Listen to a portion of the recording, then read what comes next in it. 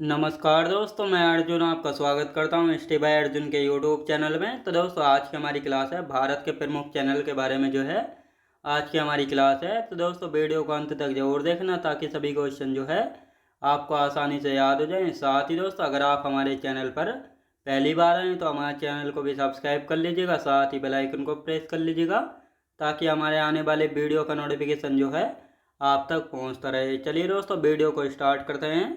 तो आज की क्लास में हम जानेंगे भारत के प्रमुख चैनल के बारे में जो है जानेंगे। दोस्तों, आप सबसे पहले हम जान लेते हैं भारत के चैनल कौन कौन से, यानी चैनल या पाक स्टेट या जल संधि होता क्या है। तो जल संधि की यदि बात की जाए तो पानी के ऐसे तंगमार या पतले रास्ते को कहते हैं जो दो बड़े पानी के समूह को आपस में जोड़ता है, जिससे नाव गुजरकर एक बड़े जलाशय से दूसरे बड़े जलाशय में आसानी से जा सके। तो दोस्तों, यहाँ पे डेफिनेशन मैंने लिखी हुई है, यानी जल संधि या स्ट्रेट यानी पानी के ऐसे तंगमार को कहते हैं जो दो बड़े पानी के समूहों को आपस में जोड़ता है, जिससे नाव गुजरकर एक बड़े जलाशय से दूसरे बड़े जलाशय में जा सके। तो दोस्तों, ये क्या है? ये है भूमि, और इधर भी ये क्या है? ये है भूमि, और ये है पानी का पतला सा रास्ता। ये क्या है दोस्तों? ये है पानी का पतला सा रास्ता, और ये क्या है? ये है जलाशय। ये जलाशय है और ये भी जलाशय। मतलब जल संधि का काम क्या होता है? जल संधि का काम होता है एक बड़े जलाशय से दूसरे बड़े जलाशय में जाना। याद रखें दोस्तों, यानी इनसे नाव गुजर कर जा सकती है, बस इतना ही पतला रास्ता होता है।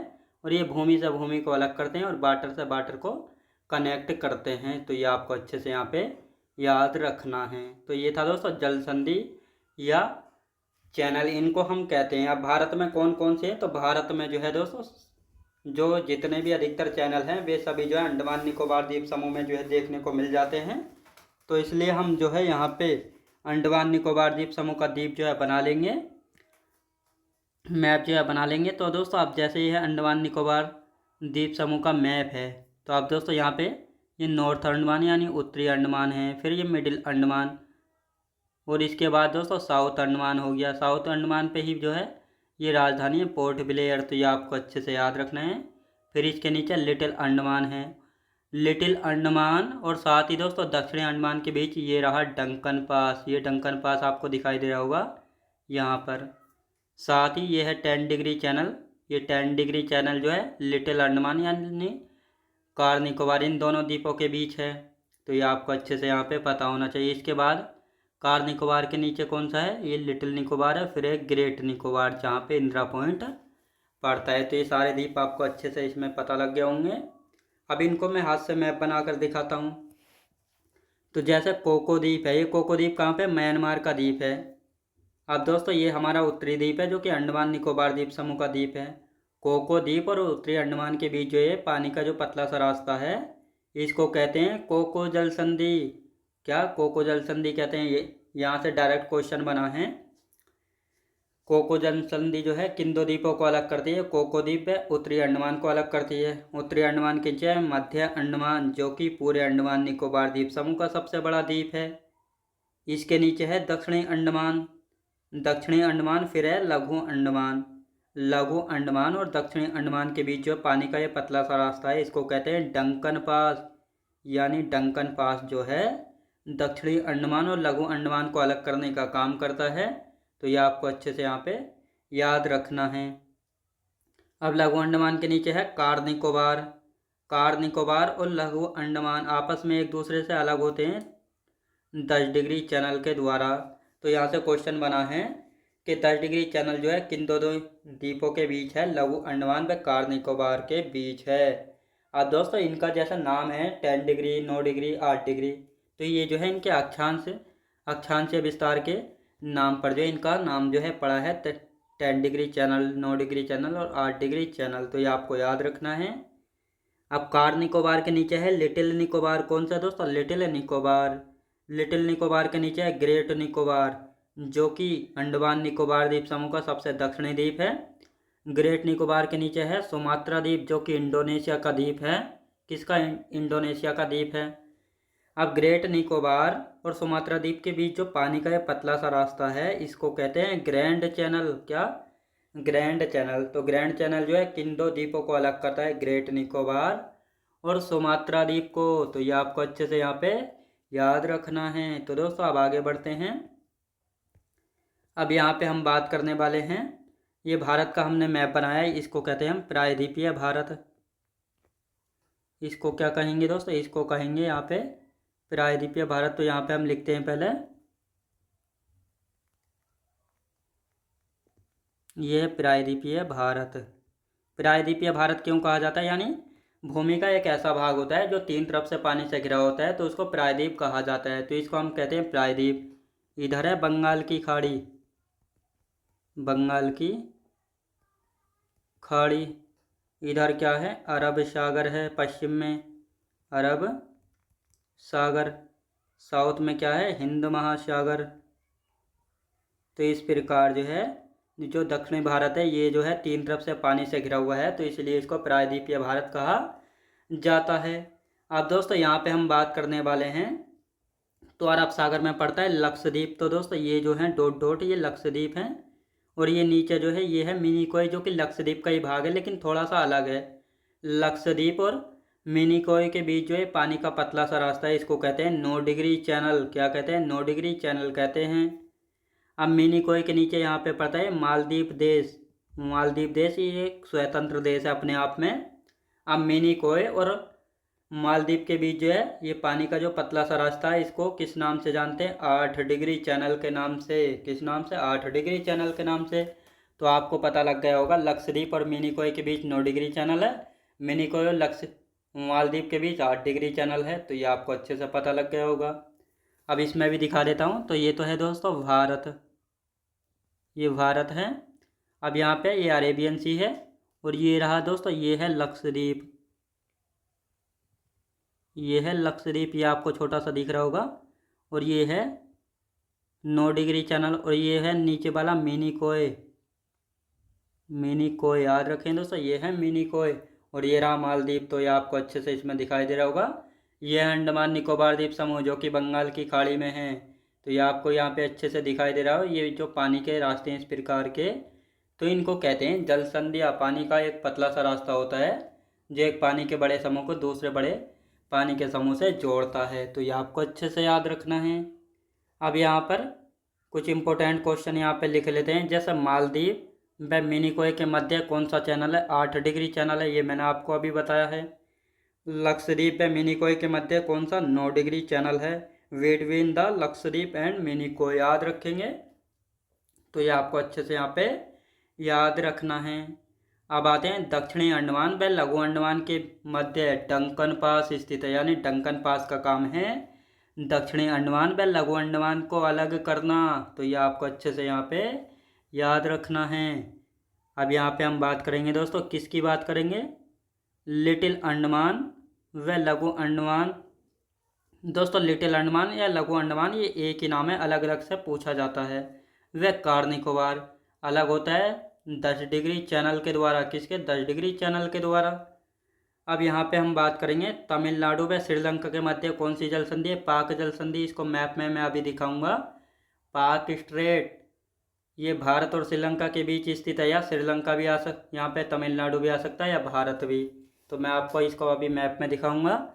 अब आते हैं कोको, जो कि कोको द्वीप, जो कि म्यांमार का द्वीप है, व उत्तरी अंडमान, ये आपस में अलग होते हैं कोको जल संधि के द्वारा। किसके, कोको जल संधि के द्वारा।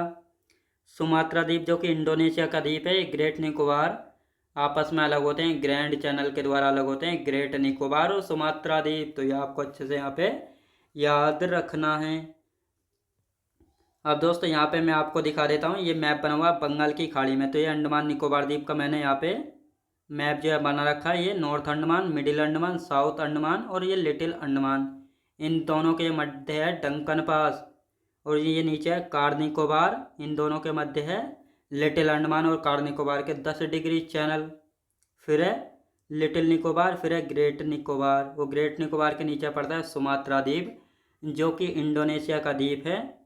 और ग्रेट निकोबार व सुमात्रा द्वीप अलग होते हैं ग्रैंड चैनल के द्वारा। तो ये आपको अच्छे से यहाँ पे याद रखना है।